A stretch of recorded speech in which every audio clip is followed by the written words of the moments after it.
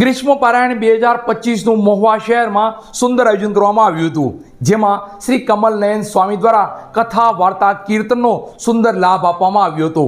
રાજકીય આગેવાનો, સામાજિક આગેવાનો, સ્થાનિક રહેવાસીઓ અને હરિભક્તોએ આ કથા કીર્તન વાર્તાનો સુંદર લાભ લીધો હતો.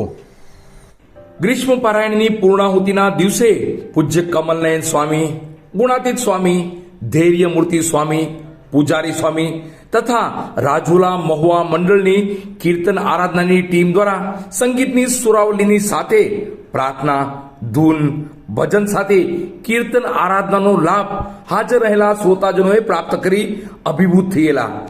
બીએપીએસ સ્વામિનારાયણ મંદિરના કોઠારી સ્વામી શ્રી વિનમ્ર મુનિ સ્વામી દ્વારા હાજર રહેલા મહાનુભાવો, રાજ્ય સરકારના પૂર્વ મંત્રી શ્રી આરસી મકવાણા સાહેબ, માર્કેટિંગ યાર્ડના chairman Gabharubhai Kamaliya, vice chairman Babubhai Jodiya, director Shri Jitu Dada Jani, ઉદ્યોગપતિઓ, ડોક્ટરશ્રીઓ, વેપારીઓ, સોસાયટીના રહીશો તથા પારાયણના યજમાન, મહુવા માર્કેટિંગ યાર્ડના સેક્રેટરી શ્રી વિશાલભાઈ પાંચાણી તથા સાથ સહકાર આપનાર સર્વેનો આભાર વ્યક્ત કરેલ.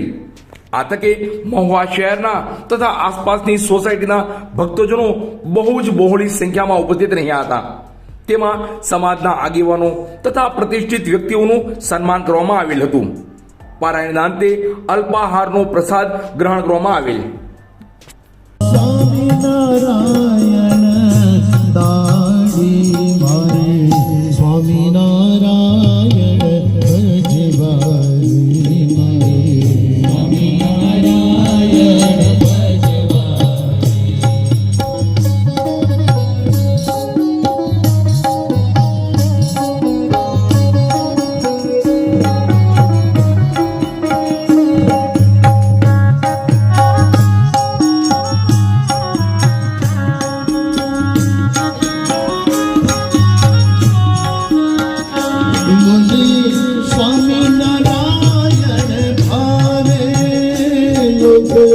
સ્વામીને કહીને બોલાવે,